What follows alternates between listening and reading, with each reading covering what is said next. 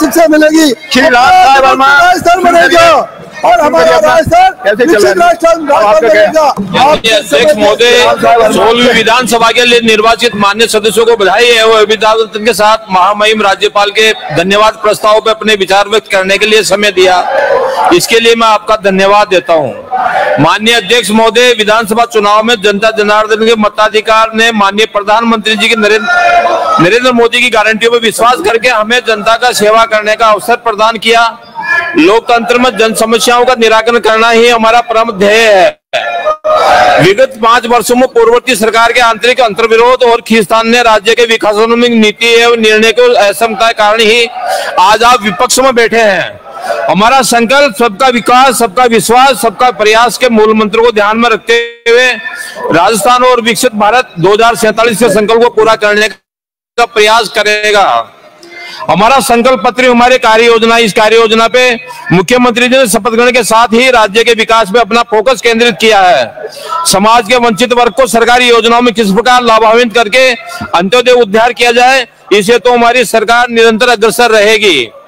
माननीय अध्यक्ष महोदय, इस अवसर पे मैं आभार व्यक्त करता हूं कि निवाई पिपली की जनता को, जिन्होंने मुझे राजस्थान की सबसे बड़ी पंचायत में भेजकर क्षेत्र की समस्याओं को उठाने के लिए चुना।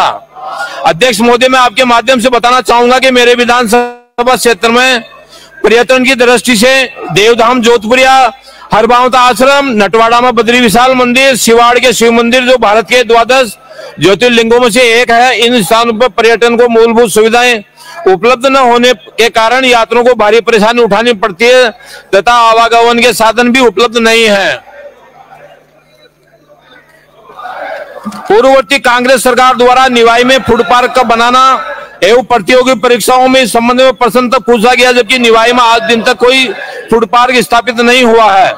पूर्ववर्ती सरकार द्वारा निवाई में घोषित बस स्टैंड का निर्माण, रेलवे लाइन पुलिया का निर्माण, ट्रॉमा हॉस्पिटल का निर्माण, देवनारायण छात्रावास आदि का आज तक कोई निर्माण नहीं हुआ है।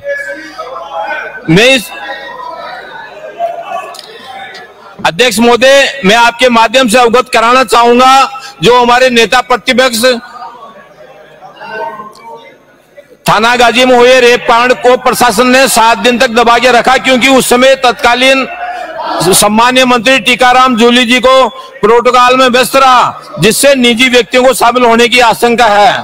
पूर्व मंत्री और प्रदेश अध्यक्ष कांग्रेस के श्री डोटासरा जी जो आलू से सोना निकालते हैं, इसी तरह इन्होंने शिक्षा मंत्री बन के आरपीएससी में अपने चहेते परिवार के 4 सदस्यों का सिलेक्शन करवाया। मैं इस पे और आपका ध्यान आकर्षित करवाना चाहता हूं।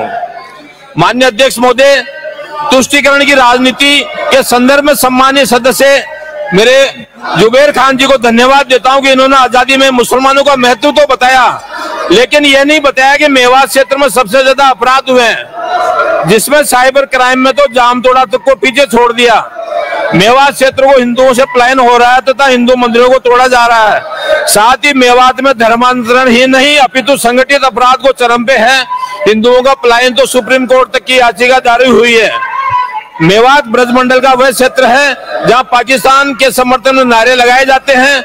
मेवात क्षेत्र में ठगों द्वारा अपने घरों में एटीएम लगाए हुए हैं तथा बैंकों में फर्जी खाते खुलवाए हुए हैं, जिसमें करीब 200 करोड़ की ठगी का अनुमान है। करौली इंसा में पीएफआई मामलों में पूर्ववर्ती कांग्रेस सरकार द्वारा की गई मदद सबके सामने आ चुकी है, जिसमें 10 से अधिक मुकदमे वाले व्यक्ति को गहलोत सरकार द्वारा 25 लाख रुपए का अनुदान दिया गया। अध्यक्ष महोदय, मैं आपके माध्यम से बताना चाहूंगा कि मेवात क्षेत्र राजनीतिक संरक्षण के कारण गोकशी, वाहन चोरी, लूट डकैती से लेकर साइबर क्राइम तक का गढ़ बन चुका है। अध्यक्ष महोदय, अलवर तथा भरतपुर जिले में तिजारा, किशनगढ़, बास, कामा शहरों में मुस्लिम आबादी का अधिक प्रभाव है, अतः मेवात को अर्धसैनिक स्थल भेज के मेवात को अपराध मुक्त करवाया जाए। अध्यक्ष महोदय, मैं आपसे रफीक खान जी को धन्यवाद देता हूं कि इन्होंने कोरोना काल में समाज सेवी हाजी रफ्तार अली की अंतिम यात्रा में 15,000 लोगों को जुटवाया। इस संबंध में रामगंज थाने में रफीक खान जी तथा 11 अन्य के खिलाफ नामजद मुकदमे दर्ज हुए हैं, जबकि हाजी साहब की स्वयं की अपील पर ही ईद का जुलूस तक रोका गया। इस अंतिम यात्रा में पुलिस ने भीड़ को रोकने का प्रयास नहीं किया, बल्कि 100 से ज्यादा पुलिस जवान, स्वयं डीसीपी अनिल पारिस देशमुख, आरपीएस सुमित शर्मा, रामगंज थानाधिकारी बीएल मीणा एवं सुभाष चौक थानाधिकारी भूरी सिंह मौके पे मौजूद रह के इस यात्रा को देखते रहे। महोदय, विधायक रफीक खान जी ने जयसिंहपुरा खोर तथा अन्य इलाकों में करीब 30,000 मुस्लिम आबादी जिसमें रोहिंग्या भी शामिल हैं के नाम विधानसभा की मतदाता सूची में जुड़वाए। महोदय, इस मामले की जांच करवाना बहुत जरूरी है।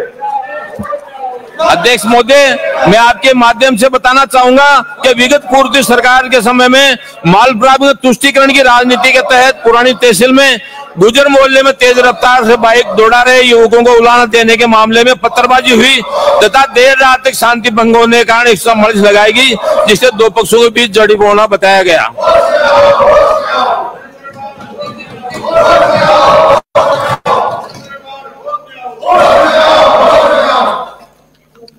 अध्यक्ष महोदय,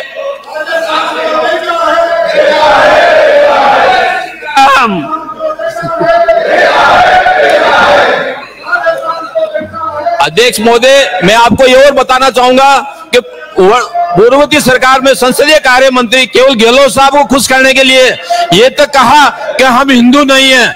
मैं आपको इस माध्यम से बताना चाहूंगा कि इनकी जांच कराई जाए और इनकी पूरी जांच हो। आपने मेरे को समय दिया, इसके लिए बहुत बहुत धन्यवाद।